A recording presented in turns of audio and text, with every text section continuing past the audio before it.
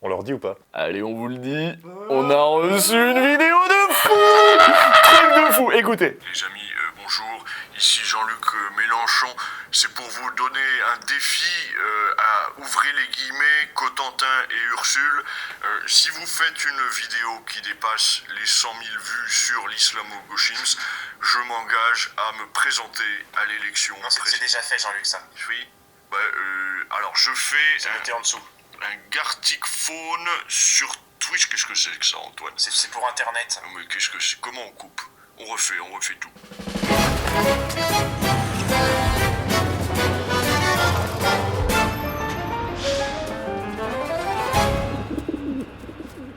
Bon, qu'est-ce qui se passe là? On se barre en vacances une semaine, on revient et tout part à volo? Bah ouais, à Lyon, les enfants sont privés de viande. Macron qui va faire le cake chez McFly et Carlotta? Non, Carlito. Eh bien, pour moi, vous serez toujours Carlotta. Carlotta.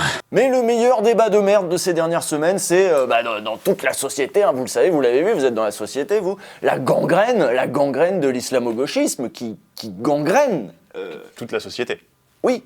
Moi, je pense que l'islamo-gauchisme gangrène la société dans son ensemble et que l'université n'est pas imperméable, l'université fait partie de la société. Alors, on a déjà parlé d'islamo-gauchisme ici, Avant que ce soit cool. avant que l'attaque se précise, en tout cas, souvenez-vous, à un moment, c'était très vague, hein, ces notions. Même Macron avait été accusé d'être lui-même une sorte de vermine gangrène séparatiste, là. Dans sa campagne, il avait été traité lui-même d'islamo-gauchiste par dans le journal du dimanche, me semble-t-il, par un élu filloniste. Tout le monde peut ou sera traité d'islamo-gauchiste, Oui, mais ça ah ne bah, signifie pas que le terme, encore une fois, ne désigne aucune réalité. Je continue mes différentes lectures. Cette fois-ci, c'est un article du Figaro, signé Vincent Trémollet-Villers. Quand la polémique s'est précisée et s'est concentrée sur les universités, avec le soutien de la ministre de l'Enseignement supérieur, France Culture était en ébullition. Normal, c'est la radio des universitaires et beaucoup d'émissions ont donc été consacrées à la chasse aux islamo-gauchistes. Comme vous venez de l'entendre, Guillaume Erner, l'animateur de la matinale, s'est fait le relais des inquiétudes de certains quant à la prédominance des études de genre, décoloniales, intersectionnelles. De toute façon, tout ça c'est pareil, c'est de l'islamo-gauchisme. Tout le monde faisait semblant de croire que le débat portait sur la qualité des recherches menées, hein. C'est sérieux, c'est pas sérieux, c'est militant, c'est pas militant. Et sur France Culture, qui est une radio sérieuse, on a consacré beaucoup d'énergie à essayer d'y voir plus clair. Sylvain Bourmeau anime la suite dans les idées sur France Culture et même lui s'est étonné que son collègue Guillaume Erner donne du poids et du crédit à des tribunes du Figaro quand la communauté scientifique entière essayait de contrecarrer cette nouvelle charge contre le monde universitaire. Je suis journaliste spécialisé en sciences sociales, c'est ce que je fais depuis 30 ans.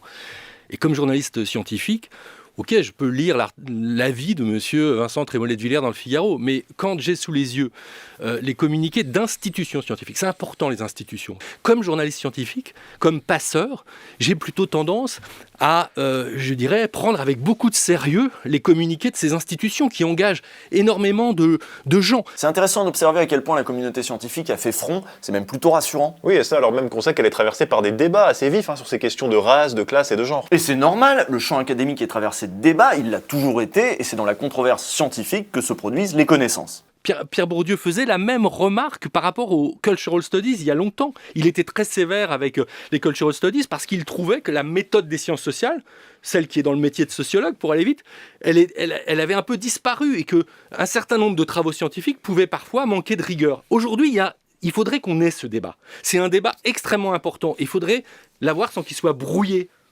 Et là, le problème, c'est que les politiques sont venus brouiller le débat. Parce que les élections approchent, parce que les discours d'extrême droite progressent dans la classe dominante, mais on y reviendra. En tout cas, une chose est claire, que les universitaires travaillent sur des objets politiques, c'est normal. Que les universitaires aient eux-mêmes des opinions politiques, c'est normal. Tout le monde a des opinions politiques. Mais que les politiques, ceux qui sont au pouvoir, se mêlent des enseignements et des recherches auxquels ils ne comprennent de toute façon rien, ça c'est inquiétant. Ah oui, études postcoloniales, décoloniales, intersectionnalité, ils sauront pas vous expliquer ce que c'est. D'ailleurs, je pense que vous demandez à un politique une définition, ils seront incapables de vous en sortir une. Oui, mais même la fac, ils savent pas ce que c'est, ils y sont pas allés, puis ils y envoient pas leurs gamins. Au fond, les femmes et les hommes politiques ont fait des études, bien entendu, souvent en dehors de l'université d'ailleurs, et n'ont qu'une idée extrêmement vague de ce qu'on appelle la recherche universitaire. Et donc, ils se représentent cette recherche d'une manière souvent très caricaturale. Et donc ils se positionnent sur des débats internes aux sciences sociales. Mais ils s'en tapent des sciences sociales. Ah bah non, là manifestement c'est leur nouvelle passion. Hein. Tu leur dis Max Weber, il te dit super j'ai adoré les fourmis, mais maintenant la socio, ça les passionne. Non mais peut-être que c'est pas vraiment ça qui les obsède vraiment au fond. Non. Est-ce que la ministre ne sait pas de quoi elle parle ? Ou bien est-ce qu'elle sait qu'elle ne sait pas, mais que finalement, peu importe? Au fond, dire n'importe quoi, ça a une fonction politique. Alors pour quelle raison est-il si important de faire taire ces chercheuses et ces chercheurs qui travaillent sur ces questions d'inégalité, de discrimination, etc. Déjà, c'est bientôt les élections, donc les taxer d'islamo-gauchisme, ça permet d'amalgamer toute une partie de la gauche qui serait alliée avec les ennemis de la République. Les Arabes. L'islam, l'islamisme. L'islamisme politique des Arabes. Un exemple parmi d'autres, ce député LREM qui parle d'une France insoumise, compromise avec Anas Kazi, Bouta, Bouaf, qui n'ont jamais défendu l'islamisme politique. On vous épargne les balles perdues que se prennent Daniel Obono, Rokhaya Diallo, Omar Sy, Camelia Jordana, Médine, Assa Traoré. Quel est le point commun entre toutes ces personnes? Parce que moi je suis républicain, je vois pas les couleurs et ces attaques me semblent sans aucune cohérence. Mais oui, pour moi pareil, on peut être bleu, jaune, violet... Ne nous y trompons pas, si les plateaux télé ou radio se sont remplis d'universitaires blancs ces dernières semaines, ils n'étaient pas la cible principale de cette nouvelle offensive, et ce ne sont pas eux qui vont en souffrir le plus. Et c'est pas nous non plus qui sommes visés, ni vraiment Edoui Plenel, ni vraiment les universitaires, c'est pas vraiment eux qui leur font peur. Ce qui leur fait peur aux réactionnaires, au gouvernement, c'est ce qui est en train de se passer dans toute la société. La gangrène. Il y a eu une grande frayeur récente en France, c'est George Floyd. Oui. George Floyd, c'est une émotion mondiale, mais restons en France. Personne ne s'attend à ce que ce qui s'est passé là-bas suscite chez nous un débat autour de Colbert, par exemple. Et beaucoup de gens ont eu l'impression qu'à ce moment-là, des Noirs, des Arabes, des islamistes prenaient en main le débat public et cherchaient à culpabiliser la France. Ici, Apathy parle de l'affaire George Floyd, mais on pourrait aussi parler de MeToo. De vieux paradigmes sont remis en question par une jeune génération qui émerge à peine. Les hommes ont raconté l'histoire pendant 20 siècles.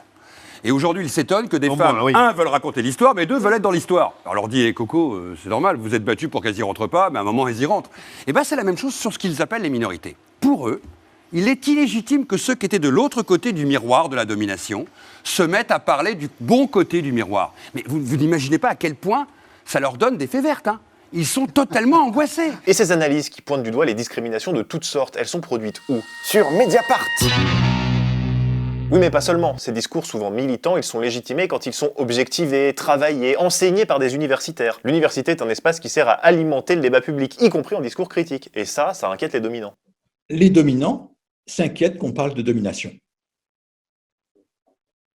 Est-ce qu'il faut en être étonné? Non. Éric Fassin. On voit de nouvelles générations de chercheuses et de chercheurs, dont une partie sont racisés. Et qu'est-ce qu'on leur dit? On leur dit taisez-vous. Tout le monde est prêt à accepter l'idée qu'il y a des minorités raciales dans les banlieues, dans les quartiers, dans les cités, parmi les classes populaires, dans le prolétariat, etc. Lorsque on a des gens qui sont en position de sortir de cette catégorie, ces personnes racisées, on considère qu'elles ont le droit d'être là, mais à condition de ne pas contester l'ordre du monde. Et devinez par où sont passés beaucoup des gens qui ont eu un parcours de transfuge de classe. C'est-à-dire qu'il y avait des parents balayeurs, ouvriers, femmes de ménage, mais qui ont réussi à sortir de leurs conditions sociales d'origine. Devinez par où ils passent. Ah, ils ont tenté le concours de l'ENA. Eh ben non, ils vont à la fac, ils vont à l'université publique parce qu'on y a le droit quand on a le bac et parce que c'est gratuit. Les universités, c'est 28% d'étudiants qui sont issus des classes populaires. C'est beaucoup, avec des étudiants qui accèdent à des niveaux de diplôme, qui accèdent à des emplois de catégorie intermédiaire ou supérieure ensuite. Et quand les dominés accèdent au savoir académique, en produisent eux-mêmes, il n'est pas absurde qu'ils se penchent précisément sur les dominations qui les ont touchés eux et qui ont écrasé leurs parents, et donc qu'ils produisent du savoir critique. C'est logique. C'est dans les universités qu'il faudrait investir pour alimenter l'ascenseur social. C'est ce que moi je souscris entièrement. C'est fondamental ce que vient de dire Mathias Millet, parce que finalement c'est un peu l'impensé des politiques sur l'université. C'est-à-dire qu'on pense l'université tout le temps à partir de ses problèmes, mais on ne voit pas que historiquement l'université a été un outil très important de promotion sociale. Donc en s'attaquant aux universités sous prétexte qu'elles produisent des islamo-gauchistes, on s'attaque en fait à deux choses. Un lieu de production de la pensée critique et un lieu de promotion sociale des minorités. Je vais faire le Gérard Noiriel un peu. Pas que des minorités quand même, de toutes les classes populaires en général. tout ça se joue sur le lit déjà de difficultés à l'université par manque d'investissement dans l'université. Je voudrais juste rappeler que les universités ont dû accueillir 30 000 étudiants, c'est-à-dire l'équivalent d'une université complète à moyens constants. C'est-à-dire on crée une université supplémentaire sans donner un copec en fait aux universités. Et chaque année, ça se répète. Et donc, pour vous donner un exemple, dans mon département, entre 2014 et aujourd'hui, on est passé de 500 étudiants à 1000 étudiants, avec le même nombre d'enseignants-chercheurs.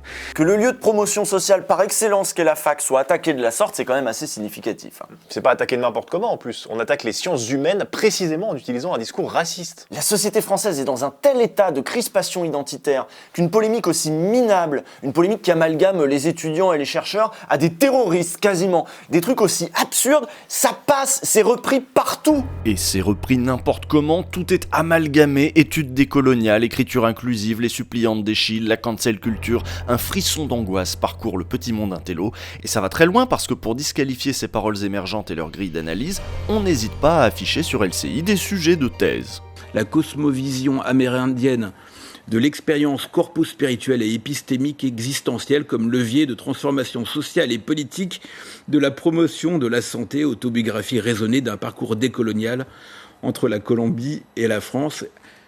Je reprends mon souffle. Qu'est-ce que vous inspire, Rachel Kahn? Beaucoup de colombiennes dans le sujet.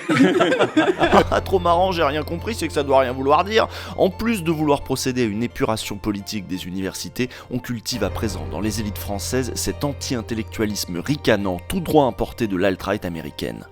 Non, parce qu'en fait, l'intersectionnalité, c'est ce que disait Coluche. Vous savez, on est tous égaux, mais pour les petits noirs et moches, c'est plus dur que... Bon, enfin bref. Bon, donc, il n'y a pas besoin de concept universitaire pour comprendre ça. Hein. Coluche nous l'avait bien dit il y a quoi, 20 ans, 30 ans, je sais plus. Bon, vous savez, quand on est vieux comme moi, on n'a plus la notion du temps. Bon, bref. Il n'y a pas besoin de concept universitaire, il n'y a pas besoin de sociologue pour comprendre la société. D'ailleurs, qu'est-ce qui nous emmerde, cela? Ce qui est intéressant, c'est la dernière partie de ce que cette dame vient de dire. Vous savez, quand on est vieux comme moi, on n'a plus la notion du temps. Bon, bref. Une ancienne génération est en train de perdre la main, sa vision du monde est bousculée, ses positions sociales le seront aussi, et elles seront bousculées parce qu'on nomme enfin des dominations qui étaient jusque-là invisibles. En donnant du crédit à cette panique réactionnaire, Vidal a ouvert la boîte de Pandore. Ces attaques sont maintenant relayées, et ce jusqu'à la matinale de France Culture où Guillaume Erner a tellement insisté sur les arguments des détracteurs de l'université qu'on pourrait se demander s'il ne se sent pas lui-même menacé par ces discours. Privilège blanc, ça existe ou pas,